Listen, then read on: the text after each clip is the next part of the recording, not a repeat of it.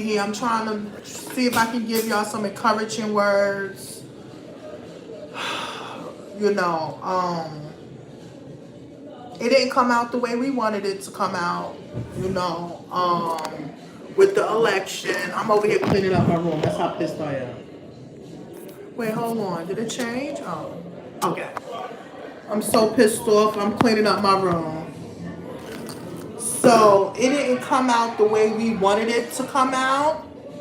You know, which I'm not surprised. We live in a white world, okay? They was not letting that color sister come into the White House. We already, we learned that by the percentage of the votings. But I just want to say to my black people, we're going to survive regardless to what. We have survived 500 years of the most racist people in the world, from President 1 to 44 plus, whatever. And they were more racist than him. They were more disgusting than him, but it was undercover. At least we know who we're working with, who we're dealing with, and everybody else. I'm not surprised at the election choice. I'm more surprised at the people that went along with the bad behavior and the dysfunction. That lets you know that people like working on dysfunction. People like working on negativity. That's how they work out. You understand? So be it. Also for Miss Kamala, you understand what I'm saying? I did my job. I went out and I voted. It wasn't your time. Whatever you did in your lifetime or whatever's going on is coming back, and God must didn't want you there. I'm just going to put it in God's hands, because I know regardless, we're going to survive.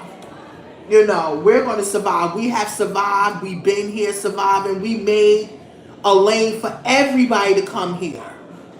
That's what I don't want people to forget, especially people of different cultures and backgrounds. If it wasn't for my ancestors and other people's ancestors out there, a lot of people would not be here today, or crossing these roads that they're crossing, or working the way they're working, if it wasn't for us as black people, okay? So we're going to survive. We're going to survive another 4 years of him. We're going to be good, but also we should take this time to build our community. We need to take our time to build our own inner circle. We need to take this time to deal with our children, our family, our community, learning how to work together, not against one another. Because that's another thing that I saw. The divisiveness in this country is disgusting. We see that everybody is for themselves. They're not for everybody else. I don't know what Hindi. I can't speak in Hindi and all of that. No, so be it. Trump is here. I'm happy. I see I have a couple of people that's up there. So be it. So I hope that he does what everybody think or wanted him to do. I hope he gives all of that. I hope he do all of that. You understand what I'm saying? But again, I'm not, how can you say, I'm still going to live. I'm still going to do what I got to do. And the most people of black Americans, we're going to live. We still going to do what we got to do. We still got to work. We still got to take care of family. This is not the first racist bastard that we had working. He is many of them. You understand? It's just that we just have to learn how to work with them. So I'm not worried for it. So if you want to put up Chris Reed, We have a list on here so they can hear the minutes here.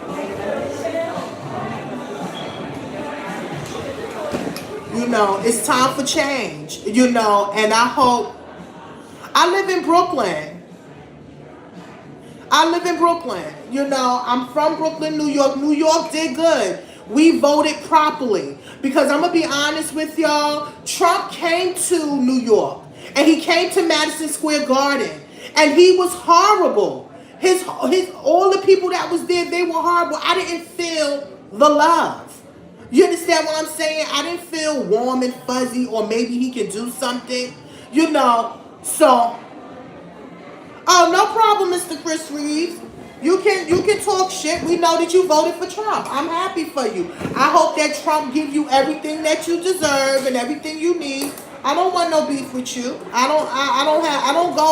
didn't come on this line to have beef. I came on this line to be able to talk to my people and say we're gonna survive regardless to what. This just let us know the difference, huh? Oh, you didn't vote, so you really can't say shit. You didn't vote.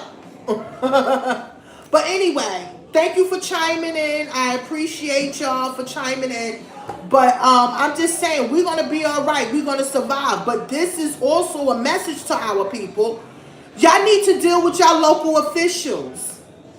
Our local officials need to be dealt with, meaning you need to vote for people that is for your community, that's going to give back. We need to fight more for medical. Or in those red states, a lot of medical people of my age, middle age, can't get no medical. They have to pay $300 to $400 on top of paying for rent, gas, electricity, and taking care of their children.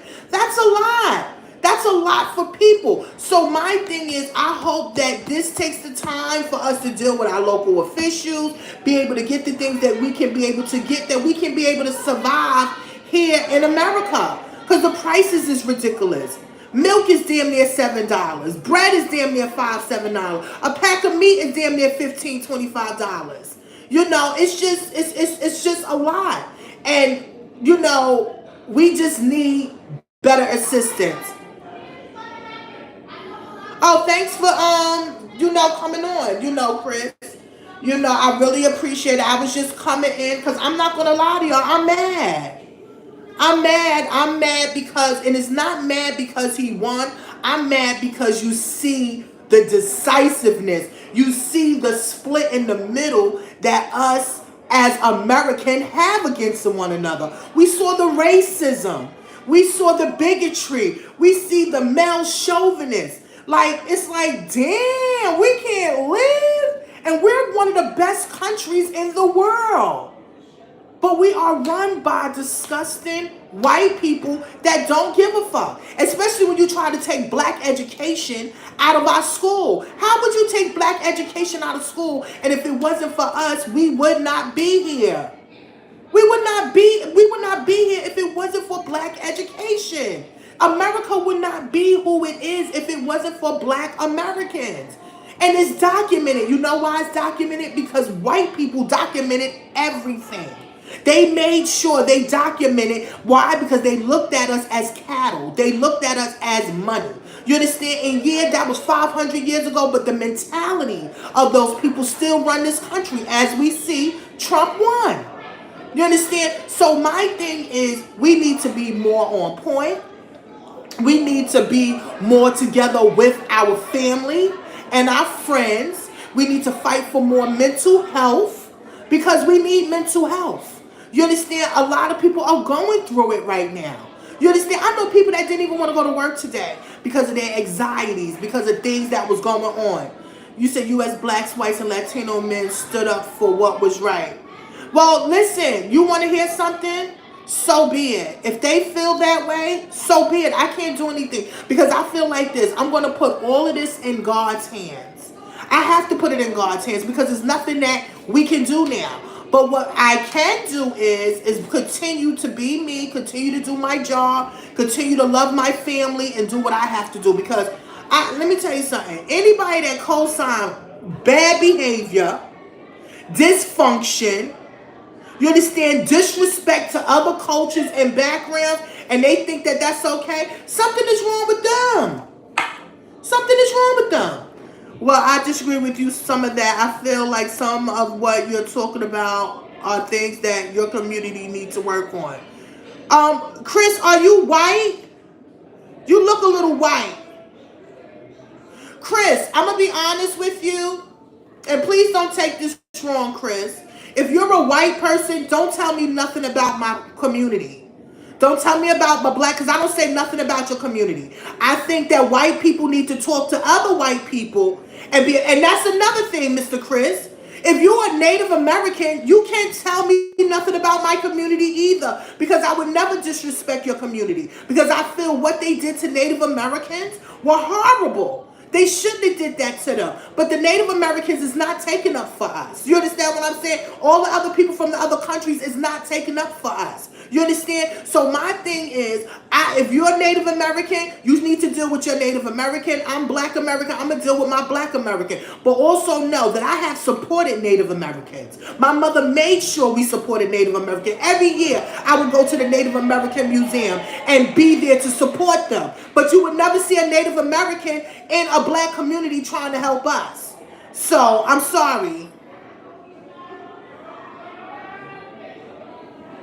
No, I'm just keeping it real. I'm keeping it real. A lot of people cannot say anything because I'm not going to try to disrespect your community. I'm not going to say what y'all need to do and what y'all need not to do. This was your country before we got here. And to be honest, Black Native Americans was actually my color. They were brown. They started to dilute out. You understand what I'm saying? So I don't have no problem. We salute them in their own way. But I don't think nobody should nobody should come from my community or my Black people or say anything about us because we survived this shit. We survived. I got ancestors that's buried in the South from 1888. You understand what I'm saying? So nobody can really tell me anything. You said no wonder Blacks and Latino men had enough. What they had enough of?